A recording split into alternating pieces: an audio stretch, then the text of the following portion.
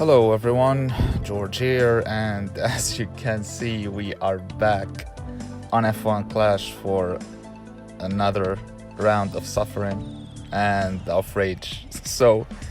In today's video, we are gonna be playing, unfortunately, the final round of the AlphaTauri Team Series event, and this is just silly. So for this one, we're gonna start with drivers. I'm using Valtteri Bottas at level 2, Russell at level 1.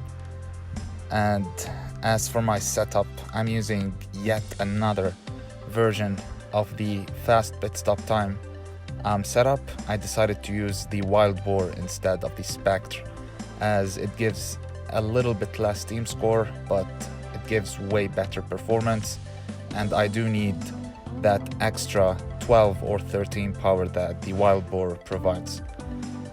So I have already played my first 6 races, currently with 85 points. Couldn't be worse, to be honest. The funny thing is that yesterday we got a crash with Russell in race 2 and ended up with 5 points. And this was just crazy. And today we did score 13 points, but we got a crash with Russell again in race 6, but this time he crashed from P9 or P8. I can't really remember, but yeah, we had decent scores around the USA. So let's carry on and let's see where we are gonna be finishing. So next up we have Suzuka, and we are not gonna be hoping for a good qualifying session, because in Champions, if you don't have, let's say, level 5 epics in your setup and in your lineup, well, yeah, you're gonna be qualifying in the bottom 4 every single race. So for this race, I'm gonna be using the Rooster and the Taurus, as I do need the tire management for this first stint. We're gonna be going for 4 laps at the moment. After that, we are gonna be pitting with service, and we're gonna boost to finish. Hopefully we can pick up decent positions. Good start from Bottas, he's up to P20. Russell is up to P22. And it's just ridiculous, these times where we just hope to get around 15 to 20 points per race, which is honestly crazy. And yeah, I've never thought that I'd be hoping to get these bad results, but it is gonna be the best of the best bad results. So yeah, we're gonna be conserving most of this stint, and we're gonna be pitting. Of course, we're gonna be boosting to finish on our second stint. There's no need to say that overtaking is so bad these days. You lose positions easily, but you have to climb Mount Everest to pick up at least a position, which is honestly crazy. We started this round way better than yesterday. We scored like plus 20 points than what we scored yesterday, but yeah, of course it has to be a crash in the final round, and especially around the track I do love the most on this game. It is the USA track, Austin track, on which basically you can pick up a lot of positions, only because there is that massive straight before reaching the final corners before the start finish line. And if you are using a boost that gives speed, then you're gonna be picking a lot of positions. But yeah, it is what it is after all. I couldn't be more proud of the state that the game has reached. Unfortunately, it has become a main goal to get cash more than to please the community, and this is something honestly I've never thought that I'd be talking about. The game is at its lowest at this point, and hopefully we start being heard as a community, as content creators, because When I talk about overtaking, when I talk about the introduction of the service system, it's not that bad. Don't get me wrong, it's not that bad, but it doesn't bring anything new to the game. I prefer the last season system, which was all about getting the best results. Of course, I do support the system that says you need to score the maximum amount of points possible just to be able to get decent finishes in Grand Prix events. But I am against messing up with the overtaking. The overtaking is at least the thing that was fun, seeing your drivers make overtakes, not just be stuck behind a car on the hard compound for 3 or 4 laps and you are on the soft or medium compound. And the introduction of the mediums was a great idea. It is faster than the hard compound but slower than the soft. It was a good introduction, but the thing is, if you want to introduce medium tires, well, at least make the softs like super softs. Like they are literally so fast that a driver in front of you who is on the medium or the hard compound doesn't stand a chance of blocking you and defending against you. And you can make the tire wear degrades way more faster than it is at the moment for softs, which means you can go for one stint only, and just one stint on the soft compound if you are boosting for 2 laps, let's say. And that's it. You have to force the players to use more than one compound by just making the degradation of the soft tire faster than it is. But when I use the softs, then I have to be getting a lot of positions. As you can see, we are about to cross the finish line here. Valtteri Bottas finished in P16, 9 points. Russell P21, 4 points, 13 points, and on to the next race. All right, our final race is gonna be around Singapore. Of course, it is gonna be a bottom 4 qualifying session, and we are gonna continue the discussion about everything that was introduced to the game.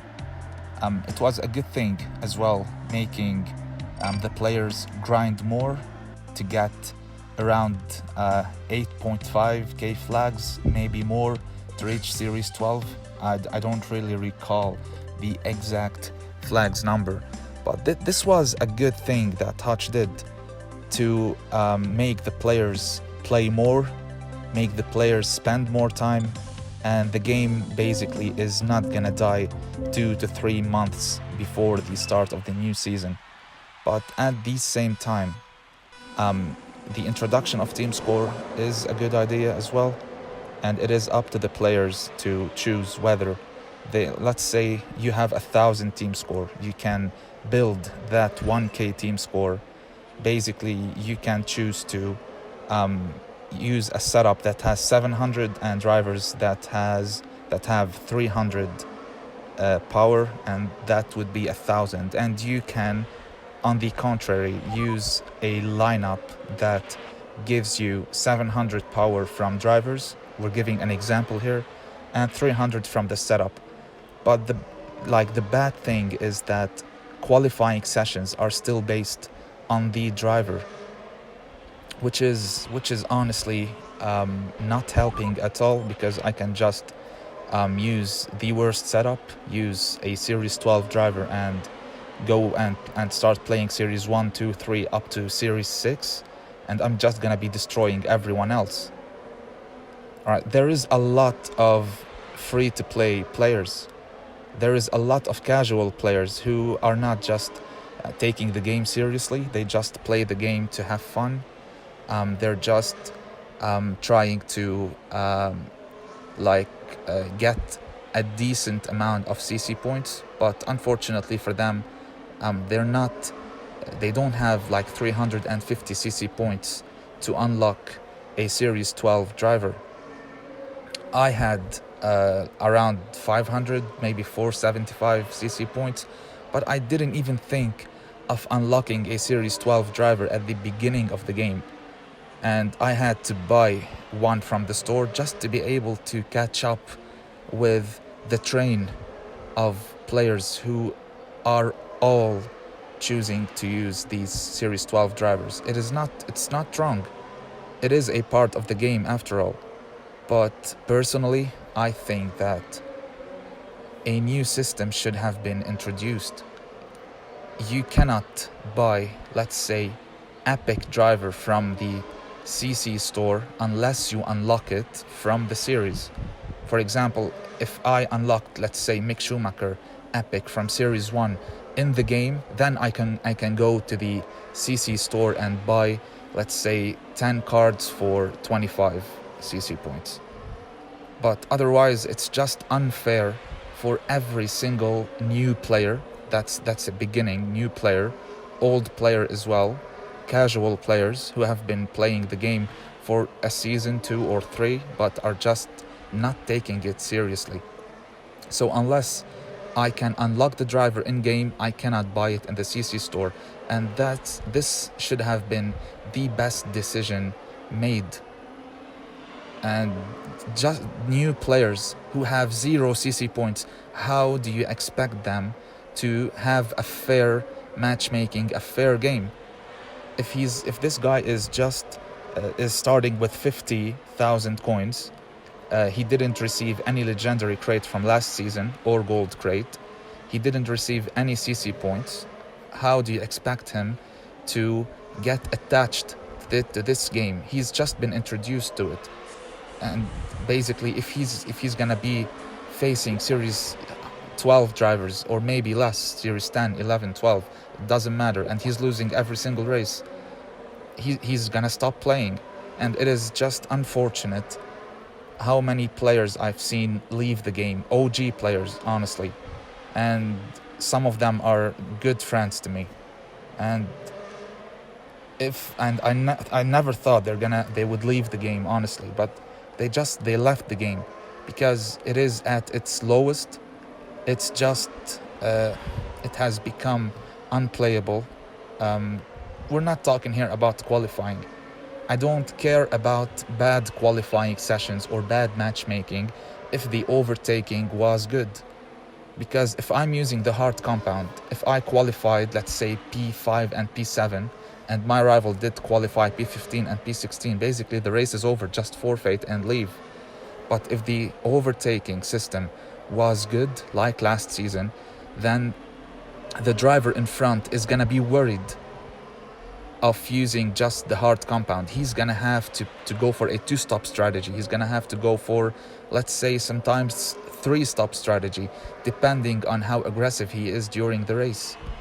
And yeah, this is just getting silly. This is getting ridiculous. And as I said before, I never thought that I'm gonna be talking about this subject in one of my videos. I thought that before the start of the season, we are about to have the best season of F1 Clash so far, because first of all, the game is worldwide these days. So many players are being introduced to the game. The publicity of the game is amazing, but it's just the gameplay that isn't up to the level, honestly. And personally, I love this game, and I love making videos about it, but the constant suffering is just if you suffer from something for a long duration, you're just gonna get bored of it. And yeah, that's all I have to say, honestly. P15, P16, 19 points around Singapore.